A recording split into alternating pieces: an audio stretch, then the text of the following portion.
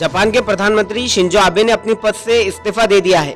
माना जा रहा है कि खराब स्वास्थ्य और अपनी बीमारियों की वजह से शिंजो आबे ने अपनी पद से इस्तीफा दिया है।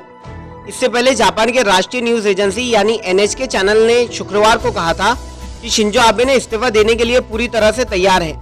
रिपोर्टों में यह भी कहा गया है कि शिंजो आबे अपनी बिगड़ती तबीयत के कारण सरकार को समस्या से बचाना चाहते हैं, इसलिए वो इस्तीफा देना चाहते हैं। जापान के प्रधानमंत्री शिंजो आबे ने स्वास्थ्य समस्याओं की वजह से आज अपनी पद से इस्तीफा दिया है।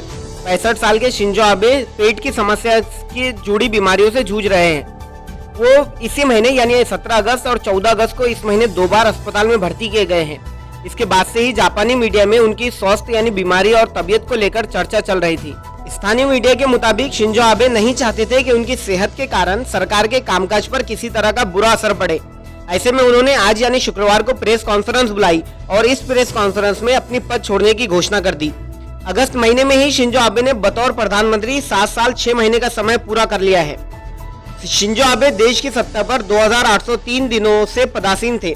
इससे पहले ये रिकॉर्ड उनके चचा और देश के पूर्व प्रधानमंत्री इसाकू सैतो के नाम था। Shinzo Abe liberal democratic party के सदस्य थे। देश में जारी कोरोना महामारी के बाद से मांग हो रही थी कि शिंजो आबे की जो सरकार है उन्होंने देश को इस कोरोना वायरस से बचाने के लिए क्या इकदाम किए उसके बारे में देशवासियों को जानकारी दी जाए। आपको बता दें कि शिंजो आबे यानी जापान के प्रधानमंत्री पिछले 50 दिनों से किसी कार्यक्रम में नजर नहीं आए। 18 जून को यह सूचना दी गई थी कि वो अपने घर पर ही मीडिया से बातचीत करेंगे, लेकिन ऐसा नहीं हो पाया। 24 अगस्त को कैबिनेट सेक्रेटरी योशिहिडो सुगा ने शिंजो की सेहत को लेकर जारी चर्चाओं को खारिज कर दिया था।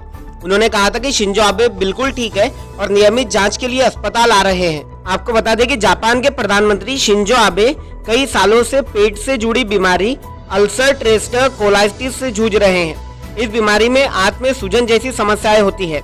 इस खबर में फिलहाल इतना ही। आप अपने सवाल और सुझाव हमें कमेंट करके भी बता सकते हैं और देश और विदेश की इस तरह की ताज़ा खबरें देखने के लिए द टाइम्स न्यूज चैनल को सब्सक्राइब कीजिए। Thank you for watching.